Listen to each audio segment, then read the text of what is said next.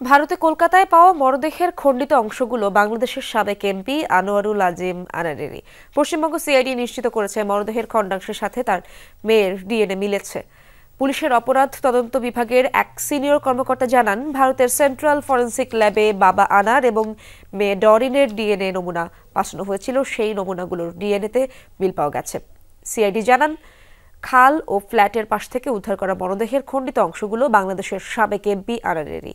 গেল নভেম্বরের শেষ দিকে কলকাতায় গিয়ে ডিএনএ নমুনা জমা দেন তার মেয়ে মুমতারিন ফেরদৌস ডরিন। চলতি বছর মে মাসে কলকাতার নিউ টাউনের সঞ্জীবা গার্ডেন্সের একটি ফ্ল্যাটে খুন হন ঝিনাইদহ ৪ আসনের সাবেক এমপি আনোয়ারুল আজিম আনার। শ্রীলঙ্কা আবারও রপ্তানিতে শীর্ষে। দর্শক, এ বিষয়ে আরো জানবো। কলকাতা থেকে যুক্ত হচ্ছেন আমার সহকর্মী সুকান্ত চট্টোপাধ্যায়। তার কাছ থেকে সব শেষ অবস্থা জানার চেষ্টা করব। সুকান্ত, কখন নাগাদ পশ্চিমবঙ্গ সিআইডি সাবেক এমপির ডিএনএ বিষয়ক তথ্য নিশ্চিত করেছেন আপনাকে, এবং পরবর্তী করণীয় কি হতে পারে বলে জানা গেল? দেখুন, এখনো পর্যন্ত কিন্তু সিআইডি অফিসিয়াল কিন্তু কোনো বিবৃতি তারা প্রকাশ করেননি। কিন্তু আমরা সিআইডি সূত্রে যেটা জানতে পেরেছি যে সর্বশেষ যারা পরীক্ষার যে পুনে থেকে যে রিপোর্ট এসেছে, সেই রিপোর্টে কিন্তু এই দেহাংশই এমপি আনারের, এটা কিন্তু নিশ্চিত করেছেন তারা, এমনটাই জানতে পেরেছি। এখন বিষয় হচ্ছে যে এত দেরি, দীর্ঘ সূত্রতা লাগলো কেন, যেখানে এত উন্নত বিজ্ঞান এবং এই অপরাধ চিহ্নিত করার সমস্ত ব্যবস্থা রয়েছে।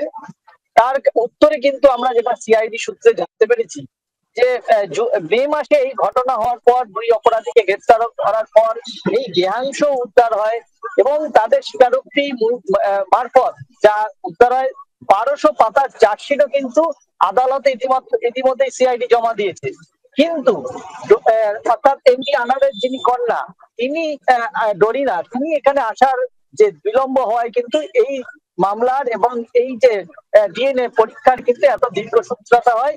এবং এই যে 4 কেজি মাংস সেপটিক ট্যাঙ্ক থেকে উদ্ধার করা হয়েছিল নিউ টাউন থানার সঞ্জীবা গার্ডেনের B56 ফ্ল্যাটের যে সেপটিক ট্যাঙ্ক, তার থেকে সেই নমুনা কিন্তু ইতিমধ্যে পরীক্ষা করার পর 2 তরফে পরীক্ষা হয়েছে।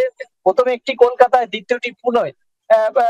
সেখান থেকে কিন্তু ফাইনাল রিপোর্ট আসার পরে কিন্তু নিশ্চিত হওয়া গেছে যে এই দেহাংশই কিন্তু এমপি আনারের। এখন প্রশ্ন হচ্ছে যে ফাইনাল চার্জশিট কিন্তু ইতিমধ্যেই বারাসাত আদালতে কিন্তু দেওয়ার প্রস্তুতি চালাচ্ছে সিআইডি সূত্রে, যেটা আমরা জানতে পেরেছি। এবং এই যে ধৃত 2 জন রয়েছে, যে জিয়াদ হাওলাদার এবং শাহিন হোসেন, এই যে 2 জনকে কি শাস্তি দেবে সেটাই এখন বিচারকের। এরপরে ট্রায়াল রান আছে, সাক্ষী সাবুত মোটামুটি যা ছিল কমপ্লিট, কিন্তু ফাইনাল চার্জশিট পড়ার পরেই কিন্তু বিচারক এবং দেখা যাক এই ঘটনায় যে আরো অধরা রয়েছেন যে বাকিরা। বিস্তারিত তথ্য আপনি জানাচ্ছিলেন সেখানকার খবর আমরা পরবর্তীতে আবারও জানবো আপনার কাছ থেকে। ধন্যবাদ আপনাকে।